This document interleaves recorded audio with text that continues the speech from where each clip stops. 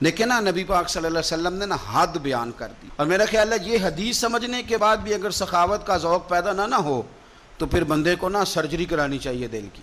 نبی پاک صلی اللہ علیہ وسلم نے فرمایا اللہ کے رستے میں خیرات کر کے جہنم سے بچ جاؤ، اللہ کے رستے میں خیرات کر کے جہنم سے بچ جاؤ، اللہ کے رستے میں دے کے جہنم سے بچ جاؤ۔ اگر کچھ نہ ہو سکے تو کھجور کا ایک ٹکڑا ہی اللہ کے رستے میں خیرات کر دیا کرو۔ اگر یہاں بھی ذوق یعنی کھجور بھی پوری نہیں، کھجور کا ایک ٹکڑا، ساری زندگی یہی رونا ہے ہم نے کہ غریب بڑے ہیں، بڑے حالات خراب ہے، ماڑے بڑے ہیں، پوری نہیں پڑتی، اس سے آگے بھی جانا ہے کہ ادھر ہی رہنا ہے۔ دیکھو یاد رکھو، اچھے طریقے سے سمجھ لو کہ فرمایا صدقہ دے، چاہے کھجور کا ایک ٹکڑا ہی دے، ایک ٹکڑا کھجور کا۔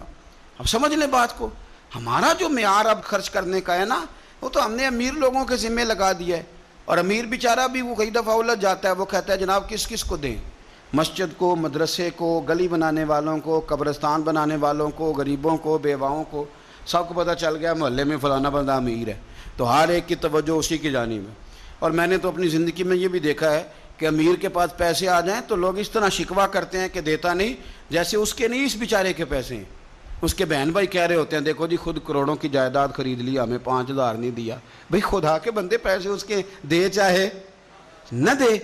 تو جب ہم سارے مل کے سخاوت کریں گے، جب امت ساری یہ شعور پیدا کرے گی، بیدار کرے گی اپنے دل میں باتیں کہ میں نے اللہ کے رستے میں کچھ دینا ہے۔ میں اکثر کہتا ہوں کہ ایک پوری یونیورسٹی قائم کر دینا بھی بڑا کمال ہے کہ میں نے اپنے شہر کے اندر ضلع میں ایک یونیورسٹی قائم کر دی، اور ایک مدرسہ قائم کر دینا قرآن و سنت کا بہت بڑا کمال ہے۔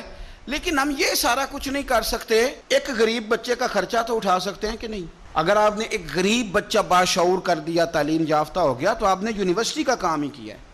لیکن ہم اس طرف بھی آنے کو تیار نہیں ہوتے۔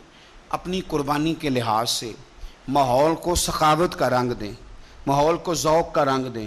ہمارے ہاں لوگ پوچھنے لگ جاتے ہیں کہ قربانی کا سارا گوشت گھر میں رکھنا جائز ہے؟ بالکل جائز ہے۔ سارا گوشت کیا، پورا اونٹ آپ گھر میں کھا لیں، شریعت آپ کو منع نہیں کرتی، لیکن کس نے کان میں بتایا تھا کہ قربانی کے بعد گوشت ملنا ہی نہیں؟ آپ یقین کریں، پوچھیں الیکٹریشین لوگ جو یہ کام کرتے ہیں، مکینک لوگ، ان سے پوچھیں، وہ کہتے ہیں سب سے زیادہ فریزر کا کام آنے لگ گیا ہے، لوگ فریجیں ٹھیک کرا رہے ہیں اس لیے کہ گوشت سٹاک کرنا ہے، پتہ نہیں اس کے بعد کوئی بکرا ہاتھ آئے کہ نہ آئے، آخری سمجھ کے کھانا ہے۔ ایسا نہ کرو۔